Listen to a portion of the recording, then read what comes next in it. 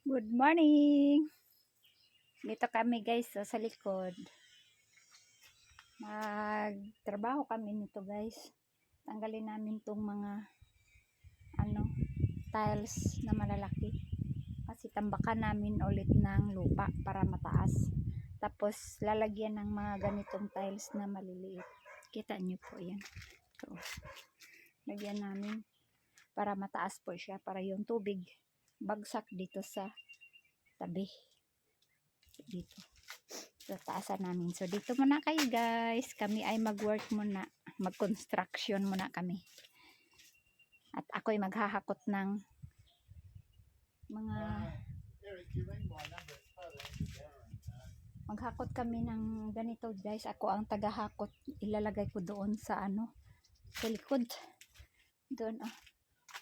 Yun, lagay ko doon sa likod ng ng ba yan tawag niyan, yung sa likod ng nilalagyan ng mga gamit sa loob. Ano bang tawag niyan? Yung maliit na kubo. Storage ba? Lagay doon sa gilid ng storage. So, dito muna kami guys. So, please subscribe my YouTube channel and like and share. Thank you. So, mag-work muna tayo guys. Dito muna kayo.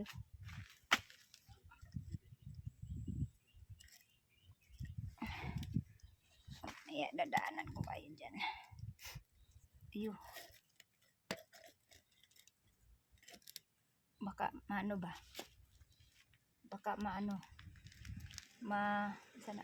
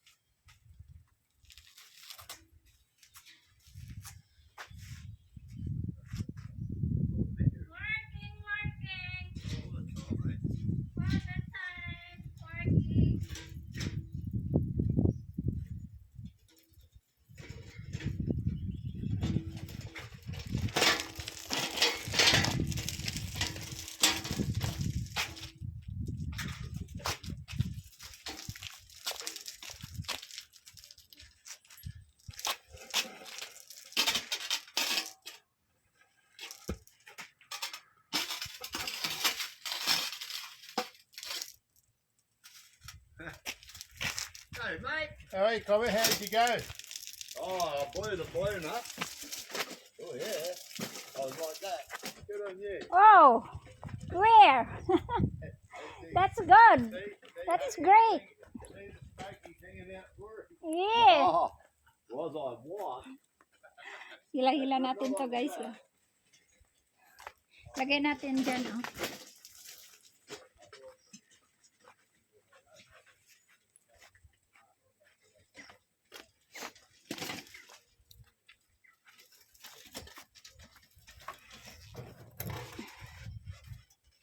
Lagay ko muna kayo dito.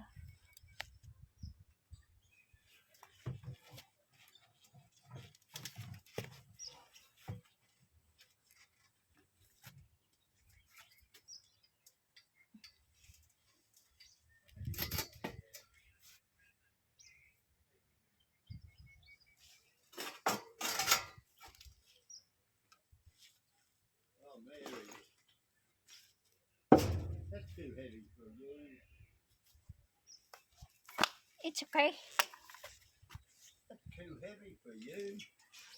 Yeah, that is heavy. But it's good.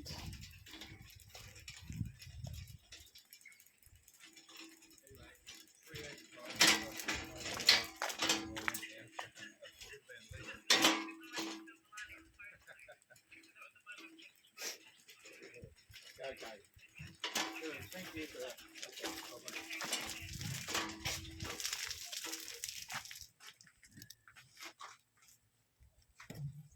Lagay ko muna kayo dyan.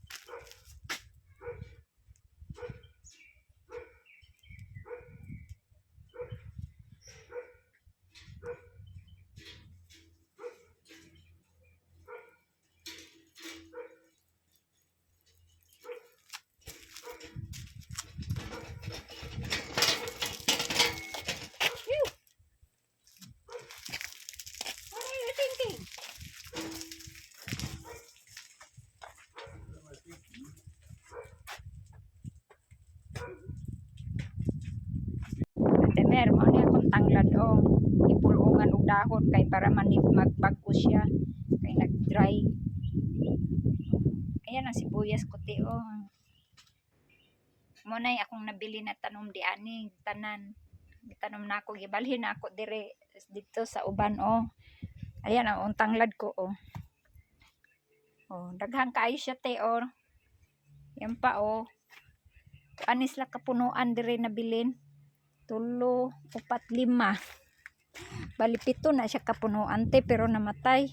Among orange te o wala pa namunga te o kasi every summer daday ni siya mamunga. O namulaklak na siya te o. Pag mamulaklak niya kay init. Ayan orange na siya te o. Namulaklak pa. So naapod diri o. Ayan, orange na siya. Wala pati, wala pa bunga. Ayan pa o. Namumulga la pa lang, namulaklak. Pero dito sa amo ang kapitbahay namin ti, maraming orange dito ti o. Ang sarap nito ko anon ti kanang gamon bitag juice. Manguha ako ani ugma ti akong dalan si Rochelle. Ani para gamon ni Rochelle og juice. Manguha ta, magnakaw ta diri sa silingan. Wala may nang harvest ani ti kay mga tiguang naman diri na muyo god sa pikas balay nya di na makapuan gawas-gawas ba. So mao ni ako ang sibuyas dahonan ti o. Kita mo dagko kayo ti o. Oh, dagko kay siya no. Mura na gud na siya giganti ti o, dagko kayo og punuan. Na namulaklak na gud siya ti o, matiguang naman ni Hinoo ni akong sibuyas diri ti o. Naka-harvest na mi ani usa ti o. Naka 2 ka punuan. Gikuha ni Andro dire. Pag-abot na ako, pag-abot na ako dire sa Australia na ako'y nakitang hinarbis niya ingon ani. Gigamit na nako nya. Mura ni iyang saha gamay kay ti o. Pero dalan ako si Rochelle ani ugma te. Para unsaon niya itanom ba niya og kuan niya. Pero gamay ra ni kaayo siya te. Usara ni siya kapunuan akong gitanom gipalit namo sa groceryhan dayon. Ani na siya te ni daghang kaayo siya. Then ako siyang gipangbalhin. Balhin ako siya mo ni. Then mo ni akong sibuyas ti o. Kanang kuan ba, kanang sibulyon ba. Usara po na. Dayon kuan siya. O kanang gitanom na ko siya ti nanaha siya ti o daghang kay siya saha ti o. Na dagko kay siya kuan. Punuan pod. Pero wala pa siguro na siya, di pa siya pwede siguro ma-harvest. Wa ko kabalog pila ka bulan harbiso ng sibuyas. Kuan kanang sibulyon. Then kana po siya te o kana sibulyon pod ni siya te. O, di ba? Nagsaha na pod siya o. Then mo na akong tanglad. Gikalimtan ni nilag bubo mo ni hitsura akong tanglad o ni gamay. Then mo na ako ang kuan o ahos. Tanom ahos na ko ti daghang kaayte o. Taman dito ahos na siya tanante. Dayon naana na siya unod pero dili pa siguro siya kuan ma-harvest kay murag alanganin bitaw kay wala nila ni bubuoy mo na ningon ani nag-dry ang ako ang tanom. So kani ahos pud ni o na durag tanom na ko siya. Kaya daghang kay kog tanom na ahos. Ako ganining gibunutan diri usa akong gitry na ko siya te. Na naman ni siya unod. Ahos na siya pero kuan pa siya langanin. Anay. Umo ni akong tanom. So daghang kaimig olive. Ipasyal ka na ako direte. Kanin prutas ni ako kabalo sa ning prutasa. Tapos kamatis. Daghan ming tanom na kamatis bago. Dahil naa dire ang ako ang kuan kani orange pud ni. Naa dire ang namatay na tanglad. Gikalimtan pagbubo. Inkari pod o patay pod duha. Tapos dirite kaniti olive. Iha may nanguli og Pilipinas gipulungan ni siya ti kay taas kay ni siya pagkapunuan niya daghang kay siya bunga. Tapos karon kay gagmay man iyang bunga gipulungan. Mo ni itsura ron bagong tubo. Then ang iyang bunga nga gipulong namo ti kay nangahinog naman tong uban mao ni daghang kaayo nanganubo nga gagmay o. Olive ni siya. Daghang kaayo. Yan o. Kung gusto ni Rochelle magtanom, bisag tagaan ako siya duha upat, ug basig mamatay pud ba, at least na mabuhi. Dalan ako siya kung gusto niya. Itanom na lang niya dayon. Kay bago man ang mga tanom bagong nga buhi ba. Dayon na kani dako-dako na olive kani siya dako-dako na ako na ibton unya para ako indaton kay Rochelle kung gusto niya magtanom. Dayon ang kalabasa namo ti direti pag uli na ako tig Pilipinas dagkang kay mig kalabasa di ani. Mao ni iyang bunga ti dagko kayo ti. Kana nadaot na siya. Kani wa ko kabalo. Okay pa ba na siya?